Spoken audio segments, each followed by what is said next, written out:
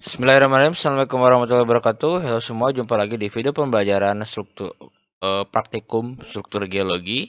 Ini merupakan video untuk modul kedua yang berjudul proyeksi dalam struktur geologi. Nah, ini merupakan video bagian kedua dari materi di modul ini. Setelah kita membahas sistem proyeksi, maka kita akan lanjutkan ke metode 3 titik.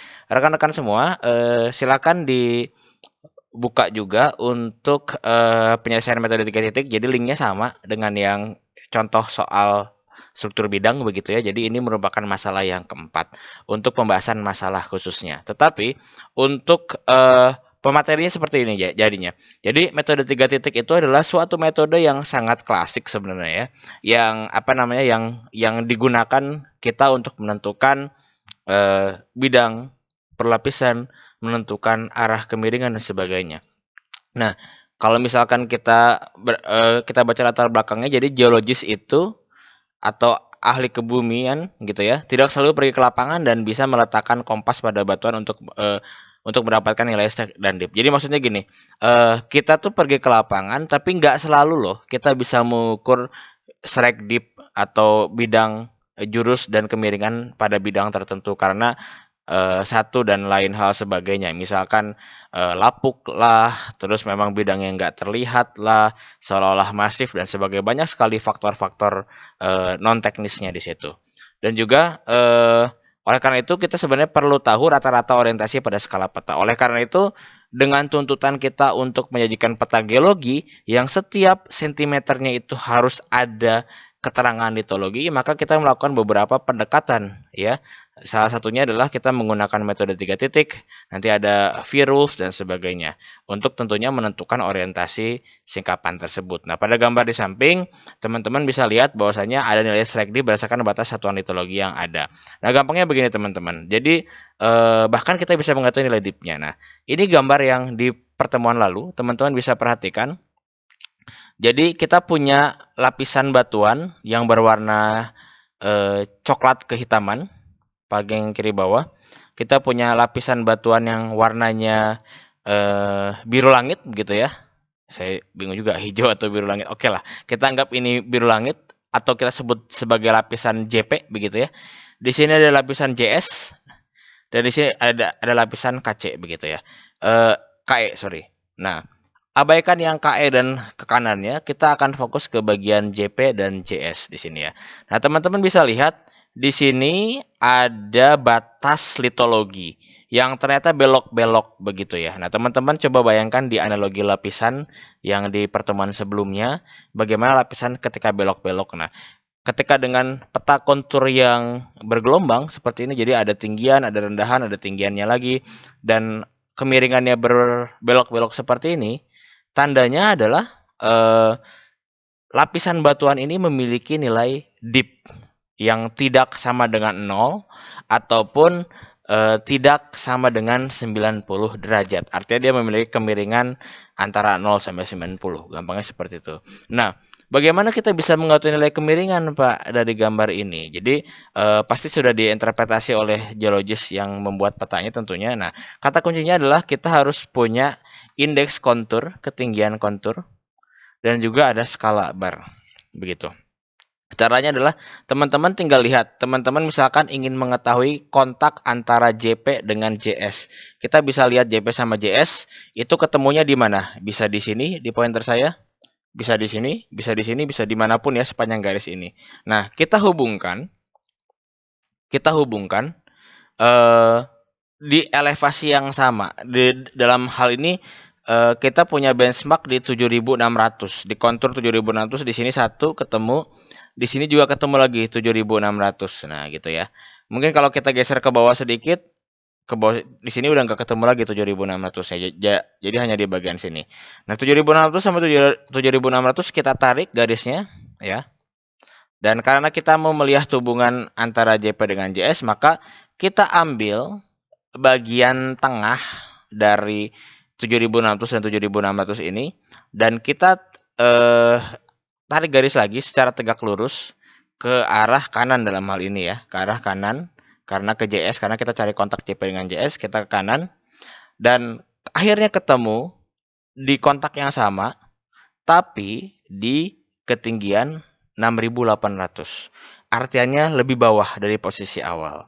Nah, kita bisa rekonstruksi bahwasanya ada perbedaan ketinggian dari 7.600 sampai 6.800. Kita bisa gambar seperti ini teman-teman di sebelah kanan. 7.600, 6.800. Nah, teman-teman bisa lihat ini ada skala barnya.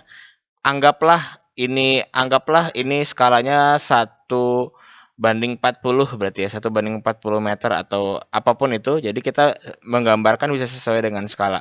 Nah, 7.600 sampai 6.800 berarti kita gambarkan di sini titik 7.600.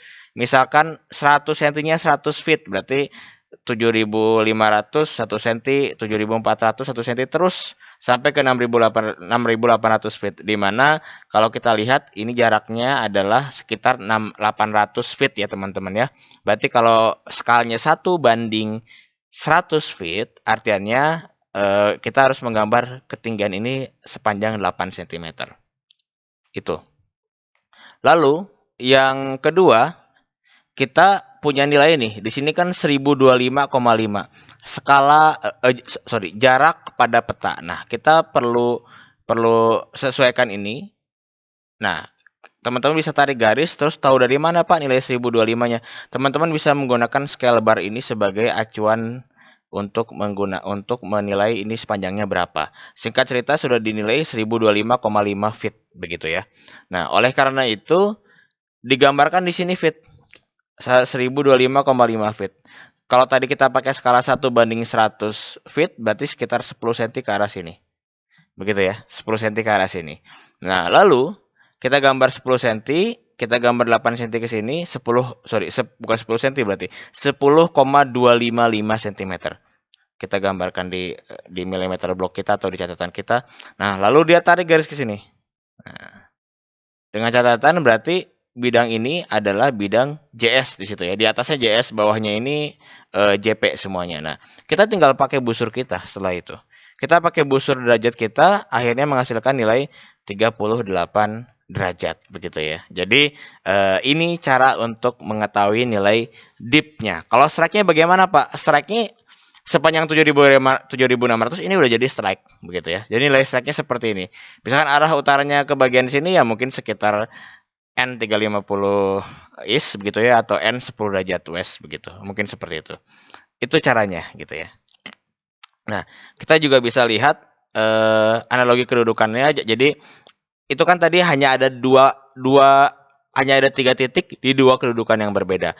2 titik di elevasi 7.600 dan 1 titik di elevasi 6.800. Nah, pada kenyataannya seringkali kita temukan ini dengan nilai 3 titik. Ada di sini ada titik P1, ada titik P2 dan titik P3 ya, yang nanti diwakilkan dengan vektornya seperti itu. Nah, itu yang nanti akan menjadi permasalahannya. Yang jelas 3 titik ini perlu kita sambungkan semuanya dan membentuk satu bidang yang melampar sama, yang mengenai semua titik tersebut begitu, dan itu possible untuk dilakukan.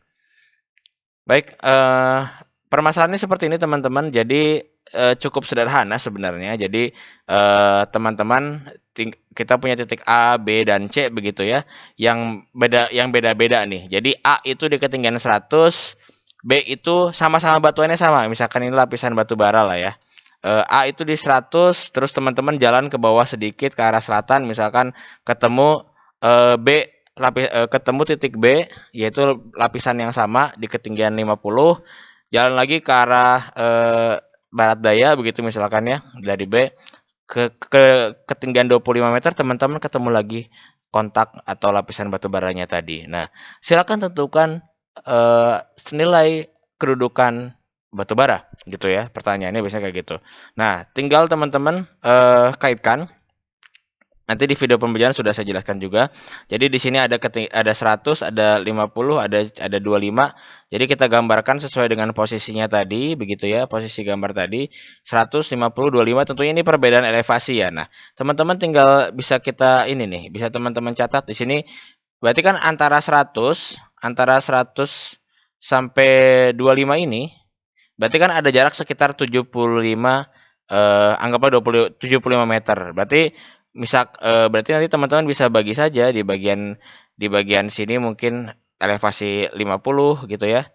Di bagian sini mungkin elevasi di bagian sini elevasi 75 gitu. Misalkan di bagian sini 75. Nah, teman-teman setelah itu bisa tarik karena di sini 50 misalkannya dan di sini 50, teman-teman bisa tarik garis lurus begitu. Mungkin tepatnya mungkin seperti ini gitu ya. Nah, kita tarik garis lurus dan garis biru ini adalah nilai strike-nya. Begitu ya.